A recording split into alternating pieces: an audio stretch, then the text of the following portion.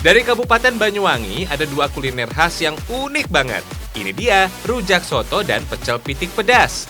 Mantul banget loh, nyeruput kuah soto daging ditambah dengan bumbu rujak beserta isiannya yang komplit.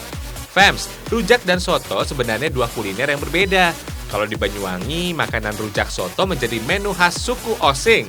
Paling enak disantap saat lagi hangat. Rujak soto ini dibuat dari rujak dan soto Fams. Uniknya, kalau makanan ini digabung jadi satu, rasanya seger banget loh. Rujak umumnya dibuat berupa olahan sambal kacang dengan bumbu penyedap andalannya, seperti pisang hijau dan petis yang diulek sampai halus. Sebagai isiannya bisa berupa lontong, sayuran hijau, sampai lauk seperti tahu dan tempe. Namanya juga rujak soto, jadi harus ada kuah soto dagingnya juga. Kuah soto daging yang gurih bisa membuat olahan ini semakin segar diseruput. Hihihi. Selain rujak soto, ada lagi menu pecel masyarakat Osing Fams. Pecel ala suku Osing ini nggak pakai sayur-sayuran, tapi pecel suku Osing tetap menggunakan sambal kacang yang jadi ciri khasnya. Kalau sayurnya diganti dengan parutan kelapa yang diolah bersama ayam. Fams, makan pecel piti memang paling pas kalau pakai tangan. Apalagi kalau ditambah jajanan pasar, kayak kue cucur dan jenang yang manis. Nyam, makan jadi makin komplit. Menu masakan ala suku Osing nggak boleh sampai terlewat, apalagi kalau kalian sedang berlibur ke daerah Tapal Kuda ini.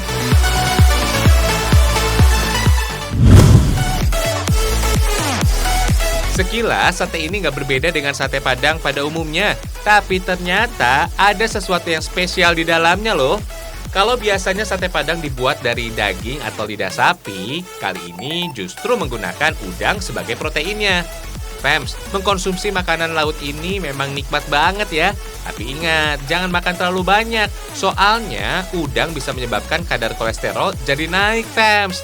Jadi, makannya harus diimbangi dengan mengkonsumsi buah dan sayur supaya badan tetap sehat.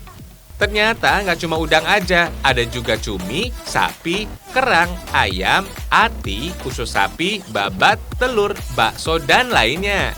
Kalau lagi beruntung, pengunjung juga bisa mendapatkan sate tiram atau siput, Fams. Oh iya, pengunjung bisa memilih sendiri sate apa yang diinginkan. Lalu sate tinggal dibakar deh.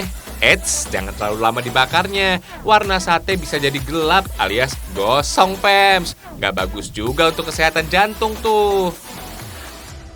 Ngomongin soal sate, di sini paling terkenal dengan sate kerang, Fams. Mereka juga punya kemasan kardus tuh, sehingga bisa dijadikan oleh-oleh. Oh iya, Fams, kuliner laut ini memang terkenal dengan kolesterolnya yang super tinggi. Jadi jangan dikonsumsi terlalu sering, alias jangan berlebih. Hihihi. Kerang yang digunakan ini jenis kerang darah alias Anadara granosa. Kita juga biasa menyebutnya dengan kerang darah tuh. Dinamakan itu karena tubuh kerang menghasilkan hemoglobin atau cairan merah, Fams. Oh iya, kerang yang dipilih juga kualitas super ya. Kalau biasanya kerang darah hanya ditemukan dengan ukuran yang kecil, di sini hanya kerang berukuran besar yang digunakan sebagai sate kerang. Dalam satu hari ada sekitar 50 hingga 100 kg kerang darah yang dimasak loh. Sebelum diproses, kerang harus sudah bersih dan tidak ada pasir di dalam cangkangnya.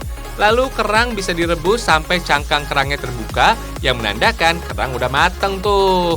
Proses pencucian dan perebusan dilakukan hingga 2 kali untuk memastikan kerang benar-benar bersih, matang, dan aman untuk dikonsumsi, Fams.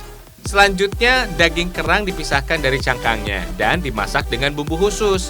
Jangan lupa tambahkan daun salam, serai, dan daun jeruk biar harum dan aroma amis kerang hilang. Kalau bumbu sudah meresap ke dalam kerang, baru deh kerang ditusuk-tusuk jadi sate. Oh iya, sate-sate ini nggak perlu dibakar lagi ya, soalnya sudah melalui 3 kali proses pemasakan. Meskipun bisa dijadikan oleh-oleh, sate ini hanya bisa bertahan 12 jam di luar lemari pendingin karena nggak pakai bahan pengawet sama sekali.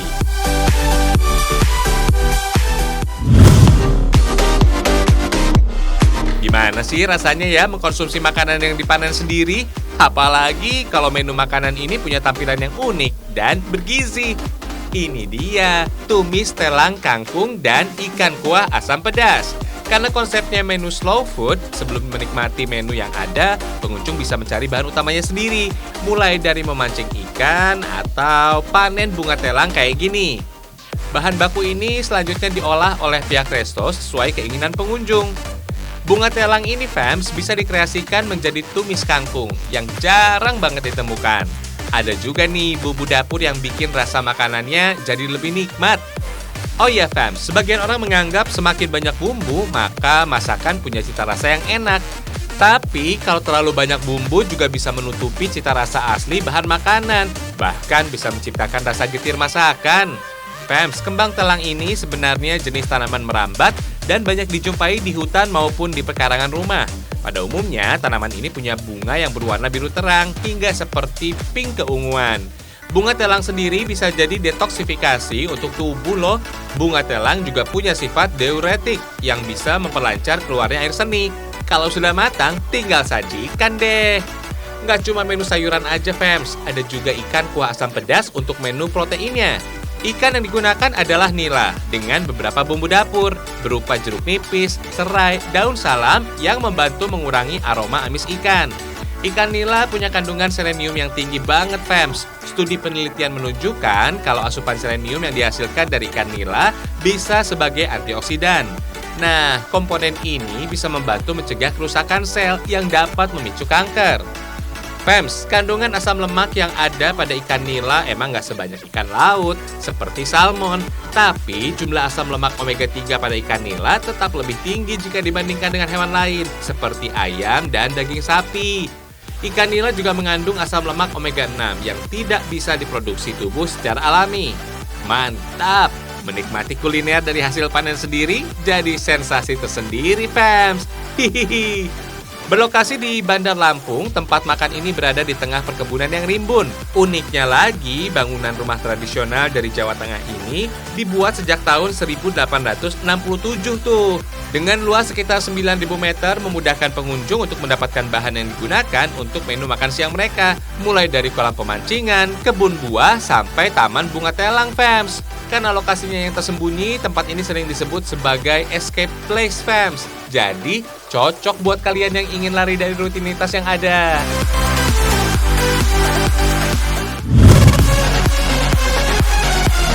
Fams, masyarakat Aceh punya kuliner khas mulai dari wajik, kue boy, sampai mesekat.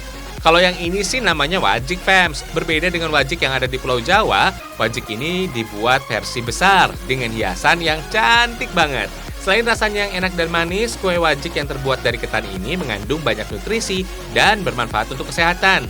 Kue ini mengandung nutrisi berupa energi, protein, lemak, dan karbohidrat. Nutrisi ini sangat bermanfaat untuk mengurangi resiko penyakit jantung, menjaga kelembaban kulit, dan meningkatkan energi secara instan, fams. Kue yang terbuat dari tepung ini bisa lengket karena kandungan amilopektinnya yang tinggi.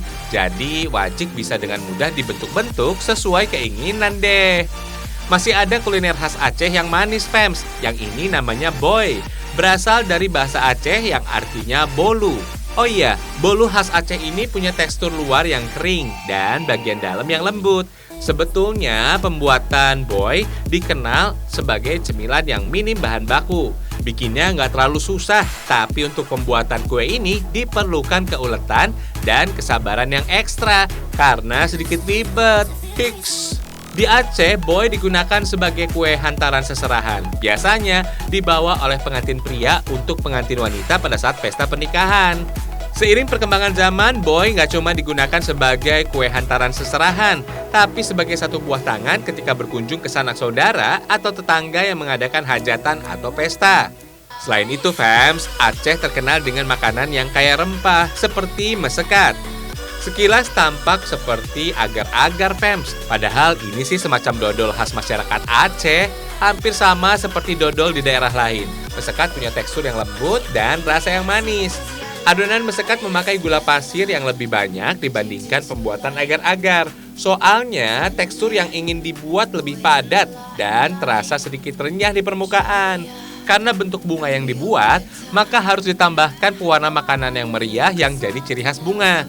Oh iya, fams, agar-agar sebenarnya ekstrak dari ganggang laut atau rumput laut yang jadi kelompok Gracilaria dan Geranium. agar-agar bisa memadat atau mengeras karena mengandung gel tuh. Setelah air mencapai suhu 32 sampai 40 derajat Celcius, molekul gel pada bubuk agar-agar bisa mengikat air dan menghasilkan agar-agar yang padat deh. Kalau teksturnya sudah berubah, tinggal disusun aja ya. Biasanya nih ya, mesekat selalu hadir pada acara perkawinan di rumah mempelai pria atau wanita. Nah, mesekat digunakan untuk memuliakan tamu yang sedang menjadi sorotan baru keluarga mereka. Kalau sekarang sih mesekat nggak hanya bisa digunakan untuk memuliakan tamu Aceh aja, tapi mesekat udah populer jadi oleh-oleh khas dari Aceh dan bisa didapatkan dengan mudah di luar acara perkawinan.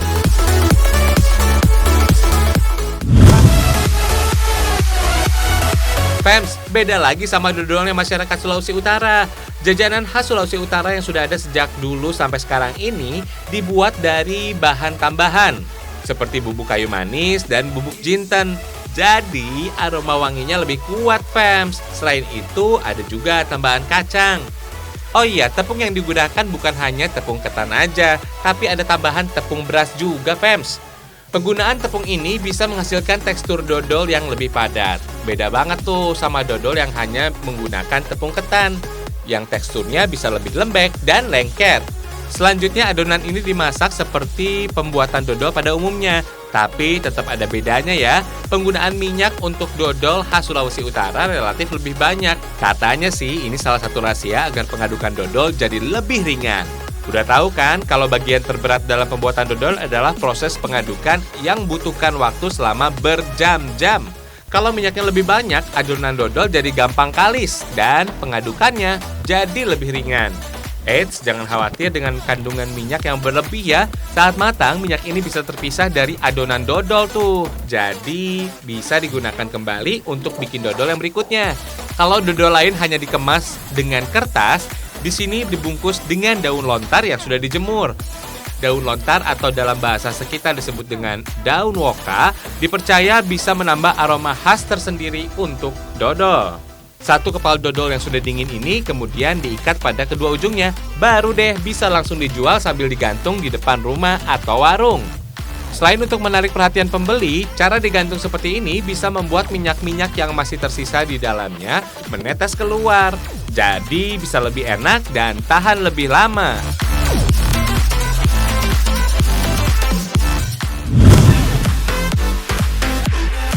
Cilok biasanya hadir dengan rasa gurih, tapi yang satu ini cilok ada yang rasanya manis. Cilok alias aci dicolok ini dibuat dengan bahan dasar dari ubi. Aci atau tepung tapioka bisa dibuat banyak olahan jajanan yang biasa dijual ala kaki lima. Dengan mengkonsumsi kuliner aci dari Jubi ini dipercaya bisa membantu mencegah diabetes dan bagus untuk kesuburan ibu hamil dan menyusui. Gak hanya yang berwarna ungu, ubi jalar dengan warna kuning ini kaya akan karotenoid. Sebetulnya bahan yang digunakan untuk pembuatan cilok ubi jalar ini persis dengan cilok kebanyakan. Hanya ada tambahan parutan ubi di dalam adonannya. Setelah kalis, baru deh bisa dibentuk bulat-bulatan kecil. Lanjut, cilok direbus dengan air panas dan sedikit minyak supaya antar ciloknya nggak saling berdempetan alias lengket, Fems. Karena ubi yang punya warna yang beragam, campuran parutan ubinnya bikin tampilan cilok jadi lebih cantik ya. Hihihi.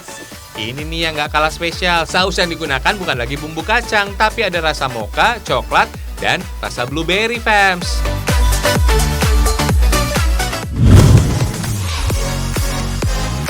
Ngomongin tentang anting-anting pasti nggak bisa dipisahkan dari cewek-cewek. Dulu anting-anting dibuat menggunakan bahan-bahan yang berkilau, seperti emas, perak, dan lainnya. Tapi salah satu pengrajin khusus aksesoris cewek di sekitaran Tebet, Jakarta Selatan, punya aksesoris wanita yang terbuat dari barang-barang yang gak biasa, Fems.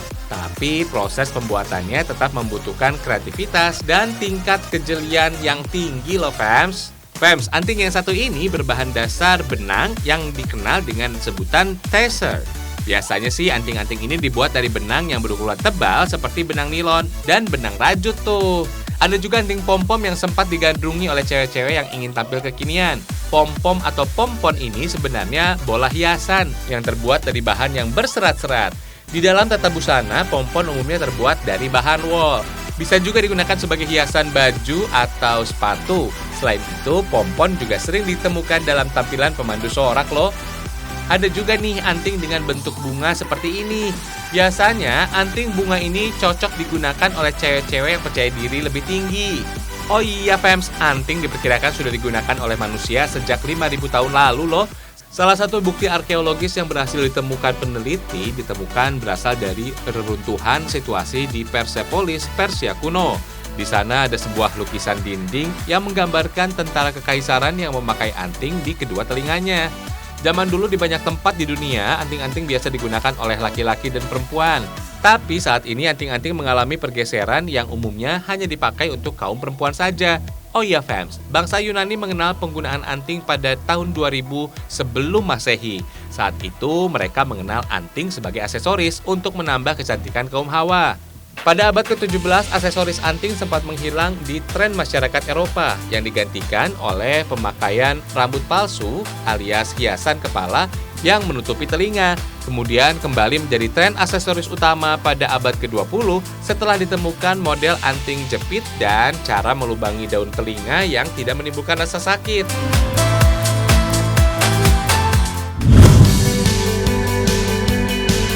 Oh iya fams, masih ada yang unik-unik lainnya nih. Bunga cantik ini terbuat dari benang wool yang biasa disebut dengan tulip rajut. Pembuatan kerajinan ini menggunakan alat kerajinan wool fams. Ada juga tambahan dakron yang digunakan untuk menambah volume supaya terlihat 3 dimensi. Fams, proses merajut dalam pembuatan bunga tulip ini nggak boleh ditarik terlalu kencang ya. Bisa-bisa bunga yang dihasilkan jadi susah dibersihkan. Agar tulipnya tampak seperti aslinya, bisa dikasih dakron aja. Dakron sebenarnya serat tekstil yang terdiri dari polyester, fiber sintetis yang dibuat oleh perusahaan dari Inggris. Biasanya fams, dakron digunakan dalam pembuatan suatu produk seperti bantal, guling, dan boneka. Oh iya, jarum suntik untuk merajut beda dengan jarum jahit fams. Jarum yang biasa disebut dengan hook ini punya ukuran berbeda di setiap ujungnya. Nah, ukuran ini harus disesuaikan dengan benang yang digunakan fams. Semakin besar benang, maka semakin besar pula lekukan jarum yang ada. Fams, merajut menjadi kegiatan yang nggak kenal batas wilayah dan berkembang di seluruh dunia. Sebetulnya, tidak ada yang benar-benar tahu di mana awal mula seni merajut ini dimulai. Tapi, seorang peneliti sejarah yaitu Julie Taker dalam artikel berjudul History of Knitting mendapat penemuan yang dianggap berkaitan adalah sepasang kaos kaki perubahan kartun dengan motif rajutan tangan pada tahun 1000 Masehi di Mesir. Dari situlah muncul dugaan bahwa seni merajut muncul dari Timur Tengah, terutama dilihat dari rajutan permadani yang dibuat di sana.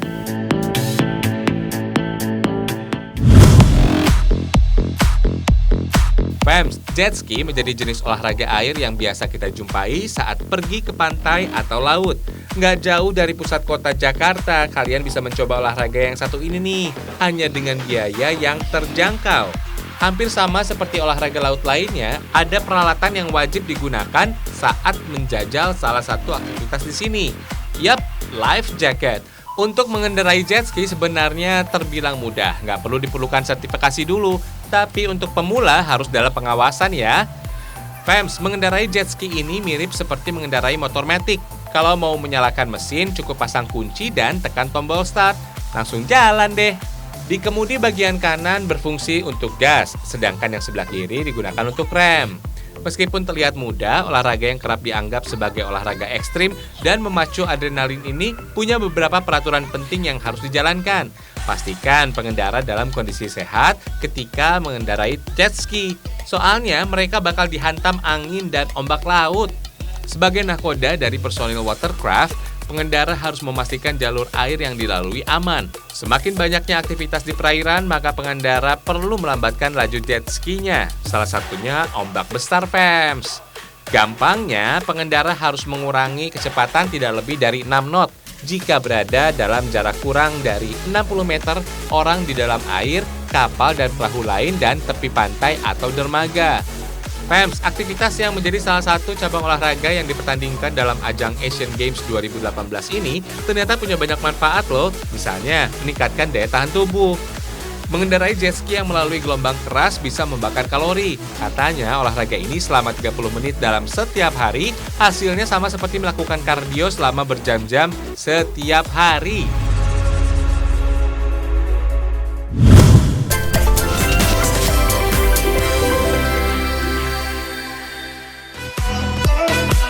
Fams, besok kita masih hadir menemani pagi kalian loh pada waktu yang sama. Ragam Indonesia, satu Indonesianya, berjuta kekayaannya. Sampai jumpa, Fams. I won't look back.